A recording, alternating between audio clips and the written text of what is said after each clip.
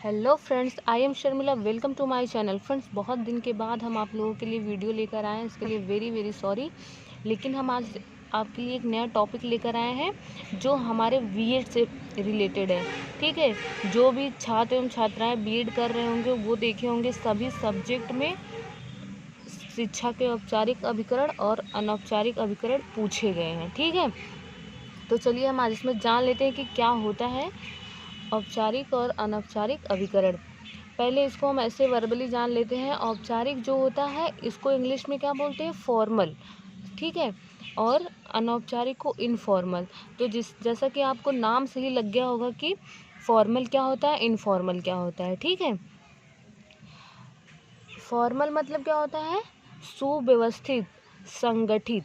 और इनफॉर्मल मतलब क्या होता है? जो है सुसंगठित नहीं है और ये संगठित नहीं है। इसको हम कहीं भी कभी भी जो है प्राप्त कर सकते हैं। तो चलिए हम इसमें अंतर देख लेते हैं। फर्स्ट क्या है? शिक्षा के औपचारिक अभिकरण समाज में संगठित रूप में होते हैं तथा ये स्थापित संस्था के रूप में होते हैं, जैसे कि विद्यालय। ठीक है, जो हमारे औपचारिक अभिकरण होते हैं उसको हम मोस्टली कहाँ जो है प्राप्त करते हैं? विद्यालय में। ठीक है, अब इसका देख लेते हैं। शिक्षा के अनौपचारिक अभिकरण न तो सुसंगठित होते हैं और न ही ये संस्थागत रूप से व्यवस्थित होते हैं, जैसे कि मित्र कुंडली। ठीक है, जैसे कि हमें जो ज्ञान मित्रों से मिल रहा है, कहीं भी बाहर मिल जा रहा है, वो क्या होता है?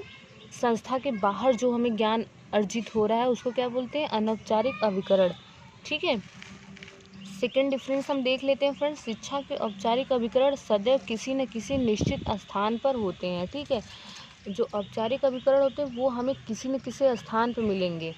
ठीक, उसका कोई एक डिसाइड प्लेस होगा।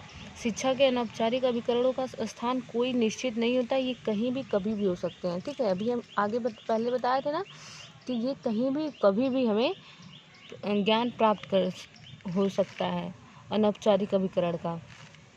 ठीक है, अब हम थर्ड अंतर जान लेंगे। शिक्षा के औपचारिक अभिकरण केवल शिक्षा प्रदान करने का ही कार्य करते हैं, ये प्रत्यक्ष रूप से शिक्षा प्रदान करते हैं। ठीक है, जो औपचारिक अभिकरण होते हैं वो सिर्फ और सिर्फ शिक्षा प्रदान करते हैं। ठीक है, और कोई दूसरी चीज़ जो है इससे कोई मतलब नहीं होता है। और शिक्षा के अनौपचारिक अभिकरण प्रत्यक्ष रूप से शिक्षा प्रदान करने का कार्य नहीं करते, ये जीवन से संबंधित विभिन्न अनुभव प्रदान करते हैं। ठीक है, जो अनौपचारिक अभिकरण होते हैं वो शिक्षा के अलावा बहुत सारी चीज़ों का हमें ज्ञान देते हैं, अनुभव देते हैं, जिसको एक्सपीरियंस बोलते हैं। जो हमें अपने मित्रों से, जो हमें बाहर समाज से, जो हमें अपने फ्रेंड सर्कल में, अपने बड़ों से, बुजुर्ग से हमें जो ज्ञान अर्जित होता है, स्कूल से बाहर जो हम ज्ञान प्राप्त करते हैं वो अनौपचारिक अभिकरण होते हैं। वो कहते हैं ना, सिर्फ किताबी ज्ञान ही हमारा जो है ज्ञान नहीं होता है। एक जो है बाहरी समाज में कैसे रहना, कैसे उठना, कैसे बैठना, ये सारी चीज़ें भी हमें सीखनी चाहिए और हमको आनी चाहिए। ठीक है, इसको क्या बोलते हैं? अनौपचारिक अभिकरण। अब हम फोर्थ एंड लास्ट देख लेंगे। फोर्थ क्या है? शिक्षा के औपचारिक अभिकरणों से शिक्षा प्राप्त करने के लिए कुछ नियमों का पालन करना पड़ता है तथा इन साधनों द्वारा केवल एक सीमित काल तक ही शिक्षा ग्रहण की जाती है। औपचारिक अभिकरण में क्या होता है? हमारा जो है समय जो क्या होता है?